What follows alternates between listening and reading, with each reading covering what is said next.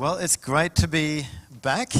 For those of you who don't know me, my name's Enoch Lavender, and I've been privileged to be part of this congregation for some time until something happened, which we're going to share about today, and a move to the southern tip of the Gold Coast, just across the border on the New South Wales side in Tweed Heads. So today I'll be sharing with you about entering your inheritance and a journey to your promised land. I first want to show you a picture of our little ones who have grown up a bit since you last saw them. This is David and Hannah, who are twins, and little baby Olive, who's keeping a close eye on the photographer. It's a joy and privilege to watch them grow up, and we spoke about a double portion, and God has given us a double portion in terms of having twins to look after. Not easy to juggle at times, but they are a blessing. So they send their greetings. My wife Sarah sends her greetings. I'd love to be here, and God willing, next time we'll all be down to see you. Now, continuing on to our next slide, we're sharing about entering your inheritance and a journey towards it. Next slide. So what's been happening? Well, last time I spoke here, we were in the middle of packing our bags to head north 1,500 kilometers, a road trip with 3 little ones in the back. And it turns out that we were entering an inheritance God had for us. So much has been happening for us. It's been a long journey, and I'd like to share with you about the journey, but also about the journey for all of us, because I do believe God has something set aside for his people. He's got a purpose, a plan, a place to belong, an inheritance. So we'll touch back on our story as we go. Let's go to the next slide. How it all started. We're in a prayer meeting here, minding our own business, and the prayer leader got up and did a somersault. A somersault in a prayer meeting? He didn't just do it once, the following week he did it again. And he did it a number of times, and it made us all begin to think, like, okay, do we need to pray for the prayer leader? Sometimes God allows prophetic signs. There's something different that gets your attention. So we began to think about it, pray about it, and my wife Sarah in particular felt that the message was God is going to turn some things upside down for people here in this congregation.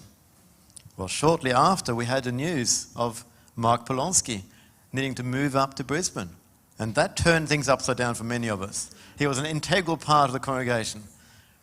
And God began to turn many people's lives upside down and round and about. My wife Sarah and I, we were watching with interest, and suddenly we got a phone call. The house you're staying in is going to be demolished in 60 days. Our lives were just about to do a somersault as well. Next slide. We thought we had the dream house. For over 10 years, I've been praying about living in Caulfield. It seemed impossible. At the time, my mum and I were living in Dandenong, and we were driving in here whenever we could. And one day we felt to step out, to make the step towards living in Caulfield. And when we decided to make that move, we didn't really have any way to pay for the move. We didn't have a way to afford living here. But we decided that on a certain date we would give notice. And a day before I got a phone call. I got a phone call from a Christian businessman who said, I want to give you my business. I'd never met him, never heard of him. He's a web designer like I am. Turns out he's using the same technology as me. And he handed it to me on the very day we were giving notice to leave to move here to Caulfield. It increased my income and made a way possible for us to live here. Then I met my wife, and we lived in a few different places, and finally God opened up a door for us for a dream home, a double-story house, huge backyard, walking distance to the congregation here, near Caulfield South School. It was amazing. This is where our kids are going to grow up, or so I thought. I was getting ready to hang those growth charts on the walls so we can measure them growing. And then we got the phone call. you have to move. And as we prayed, we began to realize that God has set us up for a move. A few months earlier, we had two separate people come to us say, we feel that you are to move to the Gold Coast. You have an inheritance there. You're supposed to live there. Surely not. God has led us here. He opened a door. He did miracles for us. This is the place we are meant to be forever and ever. But we had to be willing to hear, to let go of what I thought was what God had in mind. It's like, Lord, what are you saying? This is becoming very uncomfortable. We don't have a place to live. Where are you meant to go? And within a short period of time, it became clear to us both that we were to move up north. Next slide. Just want to touch on inheritance in general, because in our society, inheritance is often, it's monetary or maybe a gift of land or property. But from a biblical perspective, it involves a whole lot more. Because it would be something handed down to you that belongs uniquely to your family. It would define where you live. It would define often where you work. A trade would go from father and son, father and son, father and son, down through generations. It would be an inheritance. It would be your name, the carpenter's son. It would be something uniquely yours to be treasured. The Bible tells us of the twins, Jacob and Esau, and how Esau no doubt had heard of the inheritance or the promise to Abraham.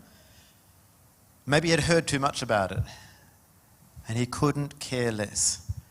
He was willing to let go of his birthright, let go of his inheritance for the soup that he so craved. Whereas Jacob, his twin, was desiring this inheritance. He wanted what God had for their family. God says, Esau I have hated, Jacob I have loved. Jacob was pursuing this inheritance, pursuing this gift ultimately from God himself, while Esau was turning his back and saying, I want my familiar, nice, happy life. I want the things that I'm planning for my life. And very different outcomes for those two boys. Very different outcomes. They started the same, started in the same home, the same blessing, the same promise. But very different paths they chose. And I want to talk about choosing a path today. Next slide. I've been reading a book called The Dream Giver by Bruce Wilkinson. How many of you are familiar with this book?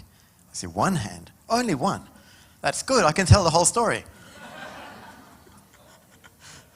It's a story. Let's go to the next slide. We'll read a little bit from it. Not long ago and not far away, there was a nobody. And he was named Ordinary. And he lived in the land of familiar. Every day was pretty much the same for Ordinary. In the mornings, he got up and he went to his usual job. After work, he ate almost the same dinner he'd eaten the evening before. Then he sat in his recliner and watched the box that mesmerized most nobodies on most nights.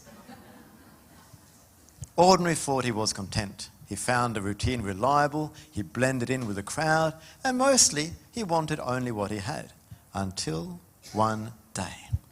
One day he discovered that there was a nagging desire hidden away in a corner of his heart. There was something that he was longing for and yearning for, something different. And he began to realize he had a big dream. He woke up and he had been sleeping and he woke up and he discovered a feather on the windowsill. It was given to him by the one he knew as the dream giver. He said, me? Am I meant to do something extraordinary? Can I be a somebody? Said this nobody called Ordinary. And he realized that there was something God had put in his heart from the time he was a little boy. A desire that had been there. And he had put it aside during the day-to-day routine, the day-to-day way of living. He had put it aside and he had things to do. He had responsibilities, he had bills to pay. To the point that he had basically forgotten this dream that was in his heart. Basically forgotten all about it and he was content with his day-to-day living. Until one day he became aware of this longing in his heart. Now he went to speak to his best friend. His best friend was very cautious. It's dangerous to step out like that. Then he went to speak to his parents. And he wasn't sure what they would say. And his dad looked at him with longing eyes and began to tell the story that he too once had a dream like that. But he had put it on the shelf. And he had never pursued it. And had stayed on the shelf. It was a feather, just like ordinary had a feather. And one day when he went to check on this feather, it crumbled. It had been on the shelf for too long. And he encouraged his son, go and pursue this dream of yours.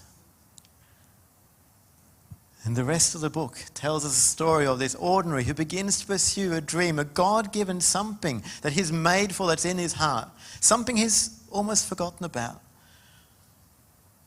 But the journey to this dream, the journey to this inheritance is far from easy. In fact, it's very, very challenging. But the first challenge is to leave his hometown. It's called familiar. And it's very familiar, it's very comfortable.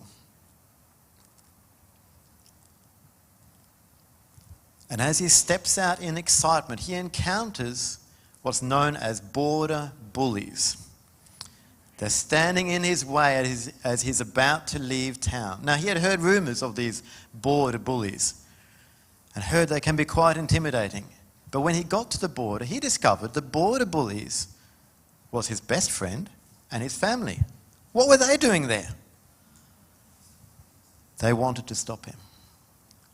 One way or another, they were trying to talk him out of this dream. It was unsettling them that he was moving. You know, I've found this in my own personal life as well. There's been different times when God has spoken to me about a significant shift.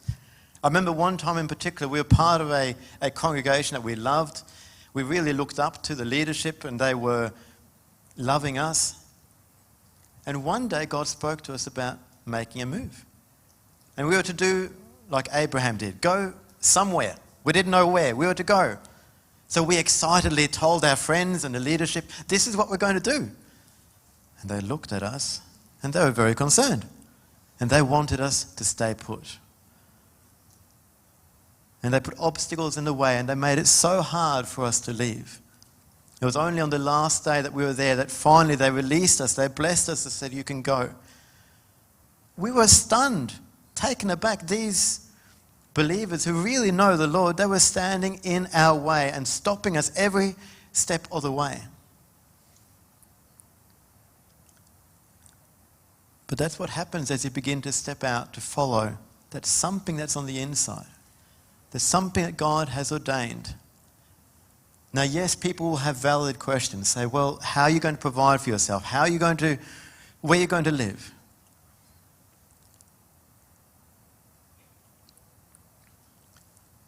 But many will turn back as they get that opposition, as people speak to them and warn them, and they settle back down into familiar, settle back down into their normal way of living. Now, the story of ordinary goes that he picked up courage and he was able to talk to the border bullies and make his way past them. Now, you would think the next destination would be the promised land. It's going to be perfect now. He's going to arrive. Not so. His journey had only just begun.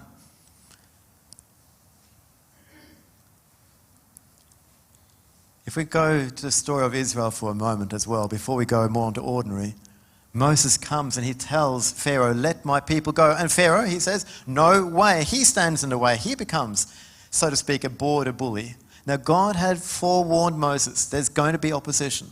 No doubt he had told the people, but they were so discouraged as Pharaoh began to crank up the wheels and say, no, you're not going to go. Last time I was here, I spoke about stepping out to follow the call of God, stepping out to follow him. And today we're continuing that journey, but what I want to encourage you with is that there will be opposition.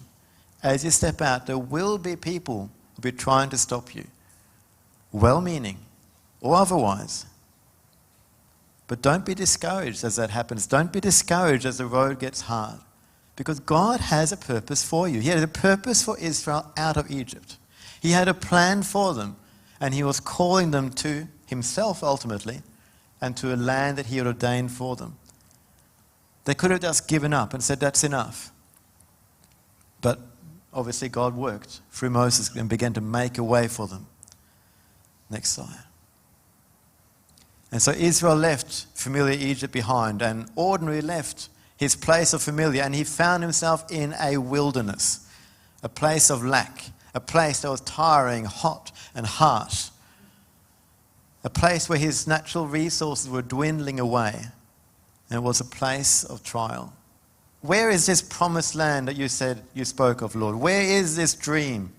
Why isn't it happening the way I thought it would? I've stepped out to follow you, and now I'm just in this desert place, this sandy, dry, harsh place. When we left that congregation that we were part of some years back, I've been studying at Bible college, I've been a youth leader, and we're about to leave. What's going to happen next? Am I going to be in some other ministry role? Who knows? No doubt I'll get a red carpet wherever I go, or so I thought. But God led us to come here, to this congregation. And he also very specifically told me to keep my mouth shut. Not to promote myself and say, hey, I can do this and I can do that, but basically to sit and learn. People were asking, why aren't you in ministry? Why aren't you doing all these things? It was, in a sense, a wilderness. It was a sense of letting go of things that I had held dear. I loved doing what I was doing. But God had called me to leave the familiar. And in that time, he began to test my heart. Was I holding on to this ministry for me? Was it all about me? Or was I willing to simply let go and follow him? Was it enough to know him and him alone, and not to be involved in certain things that I really enjoyed? It's not to say that God didn't have ministry, that God didn't have plans, but I had to be willing to let go of those plans, willing to let go to follow him. Was the dream more important, or was he more important? Was it more important to be seen or recognized or involved in some way, or was it more important to obey him? The children of Israel, they were tested time and again in the wilderness, and they lacked. You know, we can be critical of them. We say, well, they shouldn't have complained so much. We can make jokes about how much they complained in the desert. But just think of it. The congregation of Israel, 1, 2, or more million people are there in the wilderness and there's no water. Think of you yourself as a mum and a dad. You're there with your kids. You don't know where your next cup of water is going to come from. You don't know where your next meal is going to come from. The pressure is on. The kids are looking to you. Someone's crying. You say, whose fault is this? Moses. It's your fault. Why did you bring us here in the first place? Why? Or maybe you'll blame God. Say, God, why did you do this? Back in Egypt, we had these things. We had watermelons and leek and garlic. It was nice. Well, maybe it wasn't so nice, but it was nice. We had our familiar place. It was a good place to be. And now we don't know where we're going. We're stuck in the middle of nowhere and we don't know where to turn. Had God lost direction? Did he not know what was going on? Didn't he know their needs? As we step out to follow him, there is a pattern that he often leads us into a place of a desert rather than a place of flourishing springs for a time to test our heart. When my wife and I left here to go up north to the Gold Coast, we were so blessed with a send-off here. People were helping us, and we appreciate each one of you. And then we arrive up north, and practically no one was helping us. We were left on our own feet. We had planned daycare for our kids, had booked them in months earlier. And then when we arrived there, they say, well, yes, you are booked in, but you can't actually start until January. So we had 2 months with the 3 kids at home, boxes everywhere. Some of it belongs to Sarah's grandfather, some of it is our stuff. We are in the red. I'm trying to work to try to get some money in, but we can't work because there's kids everywhere, stuff everywhere, things going on. The pressure is on from people who are opposing us. And the pressure is really beginning to get to us. during this time, my wife did a depression test, and she scored the highest she's ever scored on that test during that time. I saw our family really struggling. And I knew we were building a house of cards, in that the place we're in could be swept out from under our feet just like that. We had heard of others who had made a journey and were struggling to find anywhere to rent. And they were in a better place than we were financially. We were on rocky, shaky ground. And it was hard, a hard testing of our heart. We found ourselves getting offended with people who were not turning up to help the way we hoped, who were expressing opposition, who were coming against us, just like the story of Ordinary. They were opposing us, and should we go back home to Melbourne? No, well, we couldn't. We couldn't do this either. We were stuck.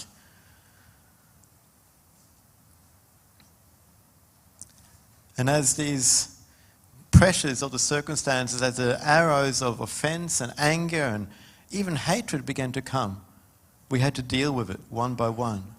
I've never, ever been as upset, as angry, and as struggling with it as I was in those first few months on the Gold Coast. Is this the promised land? Is this what God has for us? You know, people today look at modern Israel being back in their land and the conflict with the Palestinians and the wider world and say, is this really the right place? But there is a fight. There is always a fight over the God-given inheritance God has for us. And I believe Satan is all out to stop us from entering, stop us from getting there. But God is using this work of the enemy to test our hearts. So are you willing to continue to hold on to me in those moments? Because as we hold on to him in those times when the going gets tough, it changes our heart. It begins to reveal things that need dealing with. As someone said, when you squeeze a lemon, what comes out?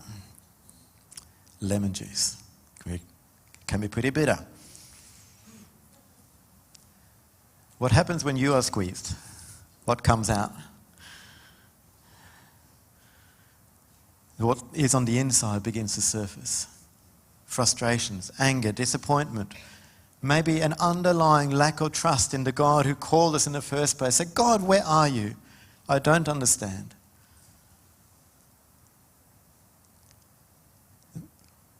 It says in Deuteronomy 8:2, you shall remember that the Lord your God, he led you all this way for these 40 years in the wilderness to humble you and to test you, to know what was in your heart, whether you would keep his commandments or not.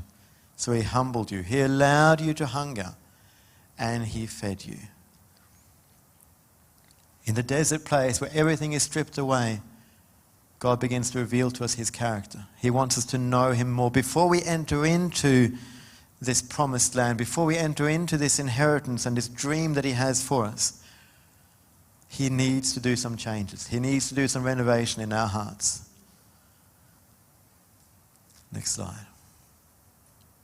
All of us, I believe, have a God-ordained dream. There are many of us who go through just our normal day-to-day life, but if you were to think about it for a moment, what do you love doing? What's your God-given gifts and talents? Now, it's not just about serving him in the congregation or being involved in some kind of public ministry. For some of us, it's the business world. When I left the church we were part of, I began to get involved in business, and I had such an excitement. I knew I was serving God right there in the business world. Yes, I wasn't preaching to people, but this was what God had for me. This was the dream. This was the purpose. It was uncomfortable. It was difficult. But through those difficulties, I saw God move. I'd always wanted to be employed by someone, but I felt challenged to step out on my own. And I had no business experience, no marketing background, no contacts, and I needed to pay my bills. So I'd pace the floor and say, God, help. I need $200 this fortnight. I need $300 next fortnight. My bills were small. I didn't have a family to look after. But I had zero. So for me, $200 was a long way to go. But time and again, he came through. Time and again he provided. Time and again I saw his faithfulness. And it started as I stepped out to follow him. It started in a place of wilderness. I began to see his day-to-day provision. And for us, as we now recently moved to the Gold Coast, we have seen him come through. We have seen him turn around difficult circumstances to bring healing, reconciliation, to provide for us, and to make a way. Next slide. We are all called out of familiar. Last time I was here, we were noticing Mark Polonsky leaving and we were leaving. It looked as if maybe some individuals are called to step out. But as I began to research this, I realized that God calls all of us out of that familiar place. Abraham was called to go to land God would show him. All of Israel had to leave Egypt. All of them had to leave familiar behind to a place that they had not seen. The 12 disciples, the Talmudim, they had to leave all to follow him. Now what that looks like for you may be different than for me. But I want to challenge you to be willing to let go of familiar. Willing to let go of the comfortable. Willing to let God take you on a somersault. And things to go upside down for a little bit. And in that process, say, God, I'm going to hold on to you. You are my everything, not my familiar. I hold on to you rather than the things that I have held on to in the past. And maybe this is why he challenges us out of our familiar zone, because he wants us to hold on to him and him alone. Could we go to the next slide? So which path do we choose? Do we stay behind in familiar, or do we go into the path he's calling us? We're going to jump a few more slides ahead, so let's keep going. That next one. Next one. So Peter began to say to Yeshua, see, we have left all and we have followed you. And Yeshua answered and said, assuredly I say to you, there is no one who has left house or brothers or sisters or father or mother or wife or children or lands for my sake and the gospel's, who shall not receive 100-fold now in this time, houses and brothers and sisters and mothers and children and land, with persecution in the age to come, eternal life. There is a reward as we step out to follow him. I think the greatest reward really is coming closer to him, allowing him to speak to us and hearing him, letting him purify our hearts. But we'll also discover that he had more for us than we thought. Now, we were here in Melbourne, we're running seminars, one-day seminars, teaching about Israel. We go to the Gold Coast, and now we're involved in running a week-long seminar with 15 speakers. That's a multiplication. That's a significant change. I'd like to actually invite you, if you would like a holiday around Tabernacles, come to the Gold Coast. We're going to have a week-long event talking about the God's kingdom and the kingdom to come. I've got some flyers actually at the back door when you head out. So you're very welcome to come and join us. But God has changed things for us. There's been a birth for a new ministry for my wife. We're also, here in Melbourne, our dream house, we were renting. And we were struggling to pay the rent. Now we are entering an inheritance. We are actually entering into owning a property. That's an upgrade. That's a change. But it only came as we were willing to let go of familiar. And we are beginning to realize that we were made for this. God has a purpose for us. He's been preparing us for all this time. And us heading there now is strategic for his plan. And there is such a sense of fulfillment and joy in that. When we hold on to familiar, and when we bury that dream, what begins to happen is you lose the sense of purpose. You lose the sense of why am I here, what am I doing? And that's where it can become a danger spot, because you're holding on to familiar rather than holding on to God. The Bible tells us of King David, who had done great things for God, and now he's ruling and reigning over the kingdom of Israel. But as the other kings went out to battle, 2 Samuel 11 says he stayed home. He stayed home in his familiar palace. He wasn't stepping out in the risk of going to war. He wasn't stepping out in the risk of following God anymore. He had something that was precious and given to him by God. And as he stayed there, his mind began to wander. And he goes up on the rooftop and he sees Bathsheba. And we know the story from there. The door to him entering into this sin and beginning to slide away from God himself began with him burying the purpose and plan of God. Whereas when you embrace the purpose and plan, when you step out from familiar, yes, the going is tough, but there is something that purifies your heart. It helps you to lay aside the world and say, God, I want you and you alone. We all have reasons to stay in familiar. There's family, there's friends, there's loved ones, there's the expectation of people around us. But what is it that God has put in your heart? Maybe you love to sing. Maybe it's something that you've always wanted to do, but you haven't known how to do it. You're held back. Maybe you like to speak, but you're afraid of public speaking. There was a story of a man he knew he was called to be doing Bible teaching, but he was absolutely terrified of the platform. So whenever he would come up, he would hold on and grip the pulpit very tight. And you could see the sweat running down his face as he's trying to keep himself together. But he knew that if he was going to communicate better, he had to learn to step away from the pulpit. He tried, but he couldn't. So he got his wife to put some sticky tape on the floor away from the pulpit. And then she would give him a sign, now. And then he was supposed to walk his way all the way to the sticky tape. And he had barely started his message that day, and she pointed. Okay, everyone, please hold on. Please hold, please hold. And he makes his way very carefully, very carefully. He's stiff as a board. He's stepping out through his comfort zone, his unfamiliar, and he steps over to the sticky tape. And suddenly there's a release. He is free and he's able to preach what's in his heart. There's an invisible wall of fear holding us back, holding us in familiar, saying, do not step out, do not go near there. It seems as if the enemy himself wants to hold us back, either through our own fear or the fears of others. But God is saying, come, follow me.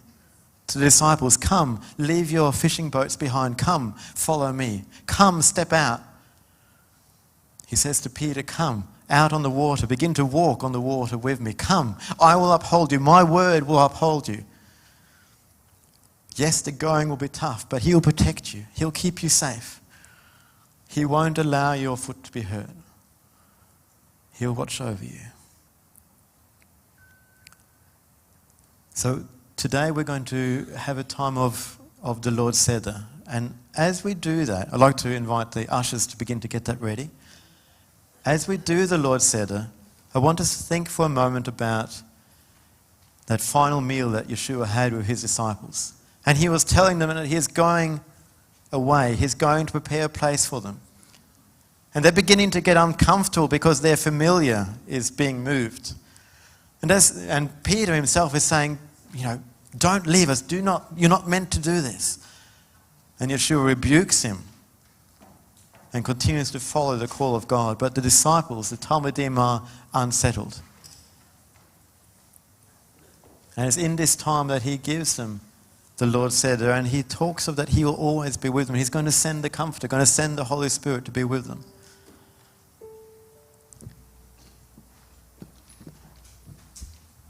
So I'd like to challenge you to be willing to follow the call, to be willing to step out,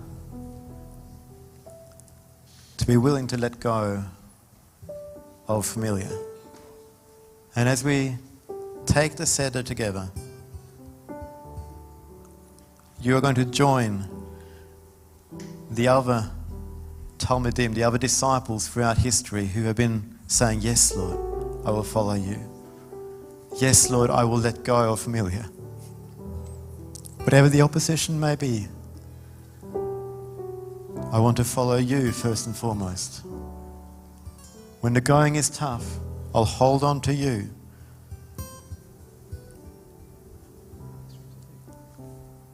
Yeshua, he left his familiar. He left his place, the throne of God, the right hand of the Father, and he came to earth. He stepped out from the familiar.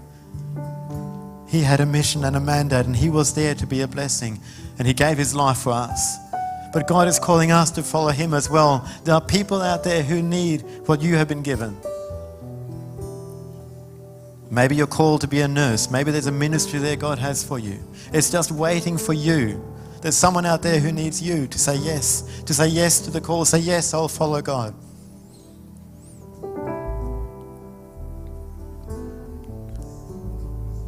And as you step out, he will enable you. He will bless you. He will make a way.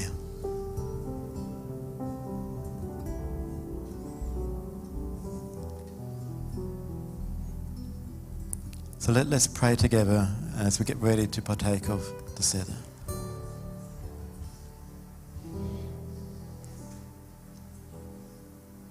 Father God, we thank you for the call to follow you, the call to leave the familiar, the challenge to leave the familiar.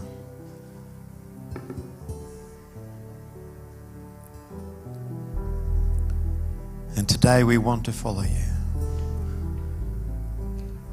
Each one of us, Lord, where there's things that have held us back, we release those things to you. And we say, Yeshua, we want to follow you. And we give our lives and the things we have, the things we hold as precious, into your hands, your caring, your loving hands. And we lay hold of your hand and we follow you into the unfamiliar, past the invisible wall of fear, past the concerns of the border bullies, through the wasteland, trusting you to enable us and to bring us into what you have made us for, what you have called us for, what you have ordained for us from the beginning of time. We thank you for the inheritance, the plan you have for each individual in this place. We thank you for your body and blood given for us, to cleanse us from our sin, to unite us with you, and to enable us as we follow you on this call and on this mission. We thank you, Yeshua, for what you have given us. In Yeshua's name. Let's partake together of the elements.